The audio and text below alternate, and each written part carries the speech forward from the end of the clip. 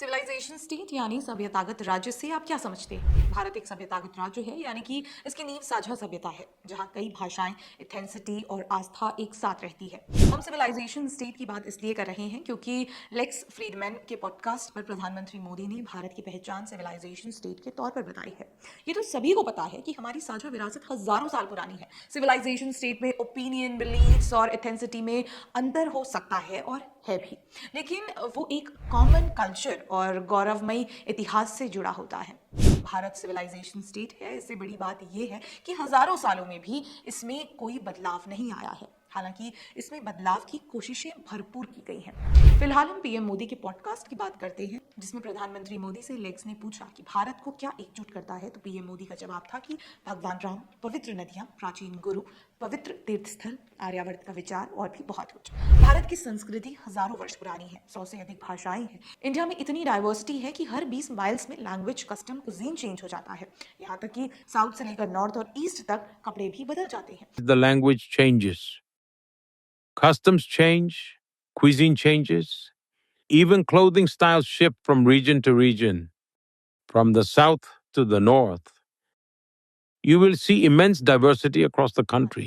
पर दोस्तों, इसके बाद जो पीएम मोदी ने बोला, उसने हमारा ध्यान सबसे अधिक खींचा है। उन्होंने कहा कि इतनी डाइवर्सिटी के बाद भी एक कॉमन थ्रेड है जो पूरे भारत बांधे रहता है। इनके लिए उन्होंने श्री राम का उदाहरण दिया कि आपको देश के हर कोने में उनका नाम सुनाई दे जाएगा। तमिलनाडु से लेकर जम्मू कश्मीर तक ऐसे लोग मिल जाएंगे जिनका नाम श्री राम पर रखा गया है। गुजरात में ये राम भाई हो सकता है, तमिलनाडु में रामचंद्र, तो महाराष्ट्र में राम भाव। In Gujarat, he might be called Ram Bhai. In Tamil Nadu, Ramachandra. And in Maharashtra, Ram Bhau. This unique cultural bond is what unites India as one civilization. PM Modi ने कहा कि भारत की सिविलाइजेशन को बनाए रखने में कल्चर और धार्मिक यात्राओं को बहुत अधिक महत्व है। आप समझिए, 4 पवित्र धामों के लिए देश भर के लोग अलग अलग संस्कृति से जुड़ने में कामयाब रहते हैं। तमिलियंस जब काशी आते हैं तो रामेश्वरम का जल लाते हैं, और जब काशी से जाते हैं तो मां गंगा का जल ले जाते हैं। और यही आस्था, साझा कल्चर भारत को एकजुट भी रखता है और यही भारत की पहचान है।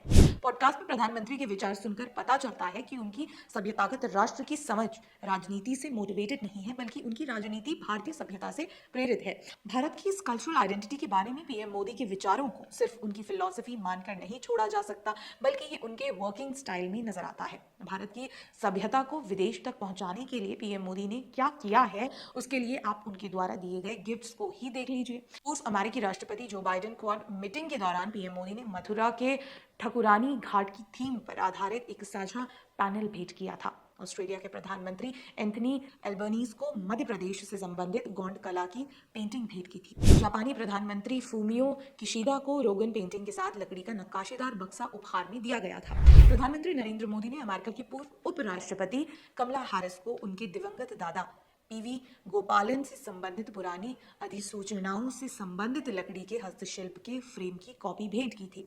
इसके अलावा प्रधानमंत्री मोदी ने कमला हैरिस को एक गुलाबी मीनाकारी शतरंज का सेट भी भेंट किया। ये शतरंज दुनिया के सबसे पुराने शहरों में से एक काशी के हस्तशिल्प कला से जुड़ा है। इससे पहले प्रधानमंत्री मोदी ने अमेरिका के राष्ट्रपति ट्रंप को अब्राहम लिंकन के निधन के बाद 1965 में जारी किया गया एक पोस्टल स्टैंप उपहार में दिया था, और डोनाल्ड ट्रंप की पत्नी मिलानिया ट्रंप को कश्मीर और हिमाचल में हाथ से बने शॉल और कांगड़ा वैली के कारीगरों द्वारा बनाया गया सिल्वर रंग का ब्रेसलेट भी दिया।